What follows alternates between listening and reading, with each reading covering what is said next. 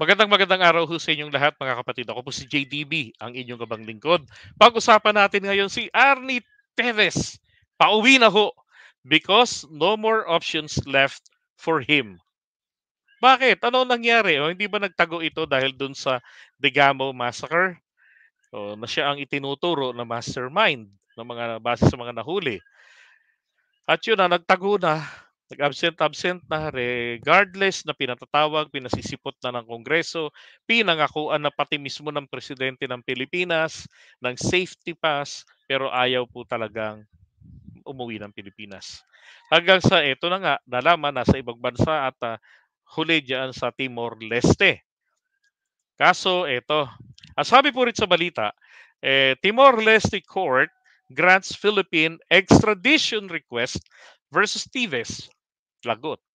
Now, so ito, dahil panalo tayo, pauuwiin na etong si Tives. Ang kaso po na kanyang kakaharapin ay 10 counts of murder. Grabe.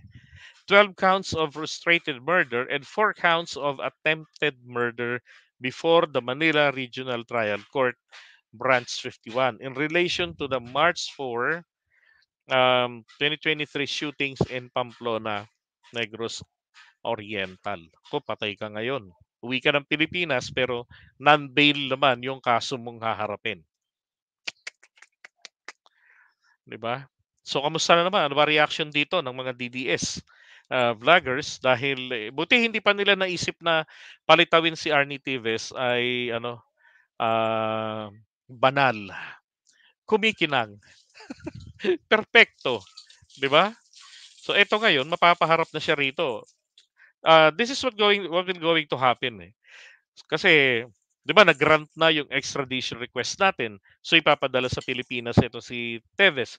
Kailangan ito abangan doon sa airport, 'di ba? O kung po pwede, merong Filipino agent nakasabay sa paglipad ng taong ito papunta rito sa Pilipinas. Kasi baka mamaya pagka napagpo sa airport, 'di ba? Biglang maglaho na naman 'to. Hmm. Kami na maglaho na hindi naman natin makita, nakatakas na naman. Oh.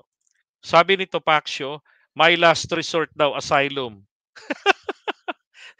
Asylum eh, no? Yan, wrong attorney, maybe refugee.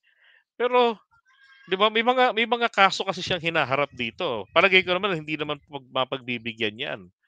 Yan, dyan sa kanyang request, etong si Tives. So, ang inabangan ko na nga lang po rito ay yung maisakay siya ng eroplano at mapauwi rito sa Pilipinas.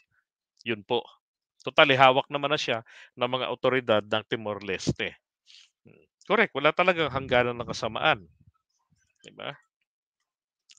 Doon lang sa Timor-Leste anong ginawa nung isa sa mga anak niya? Nagtangkang manuhol. Kapag kayo humihingi ng pagkalinga ng kabilang bansa, dapat maayos yung image, hindi yung may ganong klaseng imahe na labag pa sa batas, 'di ba? Bribery 'yun eh. Bakit? Minalas pa, na-booking pa tuloy. Hmm. Sabi. Baka ini-Noy, 'yan para ma-blame si PBBM. Puwede rin. Alright, so pag-usapan natin naman ngayon etong, ah, isa.